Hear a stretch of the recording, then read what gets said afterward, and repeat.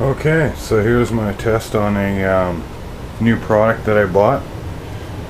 A little too pricey for my liking.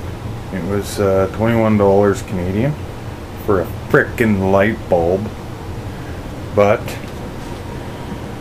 the idea is it's going to be quite practical for usage with this little solar rechargeable battery bank, which is 4 times 7 amp hours of UPS recycled batteries from the garbage, and this little box that I threw together. Cool little setup. It's all done now, and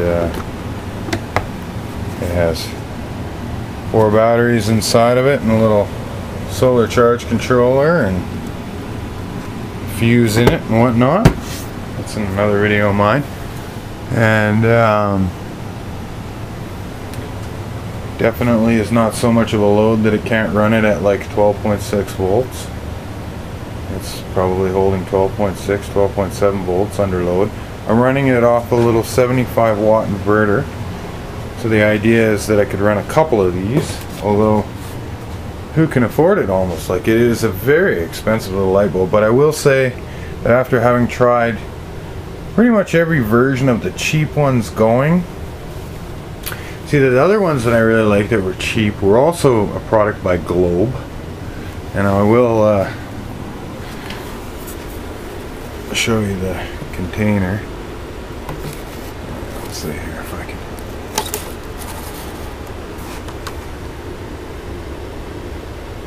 There's the statistics on it. Yeah, so I have tried other products by them, and I do kind of like them. I don't know at this point if it's a capacitive transformation or if it's a switching mode, but I do know that on a cheap inverter, which may not even be modified sine wave, it might just be full pulses in the positive and negative with no bench. I'm not too sure, but it does run very well and quiet. There's no ringing or anything like that. It's a very bright bulb. Cool to the touch after several minutes running.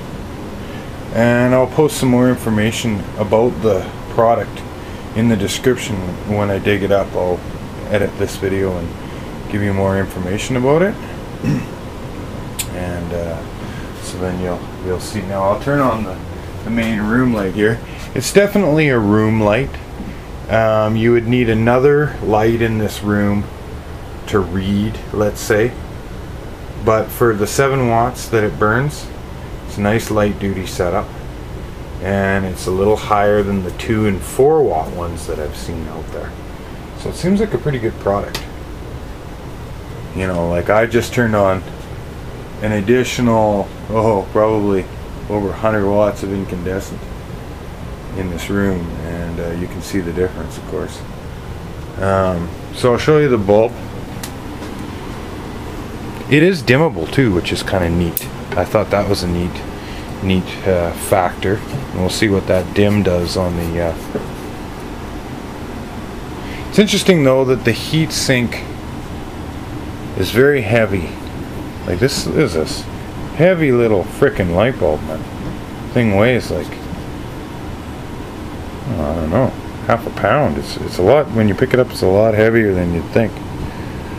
It's an A-type bulb, and let me see if I can find the product number. I can't. Seems to dissipate its heat well. Has not much in the way of light coming out the side, so it's probably more intended to be above you than a table lamp per se. Although the advertisement that they have in the box says that it uses 7 watts, equivalent to a 40 watt bulb. LED for Life, 40 watt, uses only 7 watt by Globe.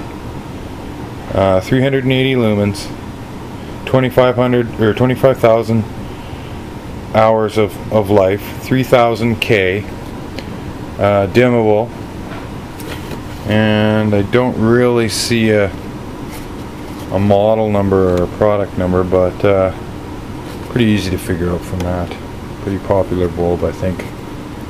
Kind of unfortunate that it wasn't about double the brightness and double the power consumption, but at $21 in Canada, that's still actually not the most expensive LED lamp that you can get. They go high here, they go right up to 35 and whatnot. Still kind of don't like the fact that you cannot get a 900 lumen light that occupies this space, but I guess that's got to do with heat dissipation and whatnot. But I will see if this cap comes off easily, which it doesn't, so I'm not going to take it apart just yet. I'm a little hesitant. I ripped apart lots of other lamps, but no, it's a good light. If it's got to be in your face, this one's a good one. Thanks for watching.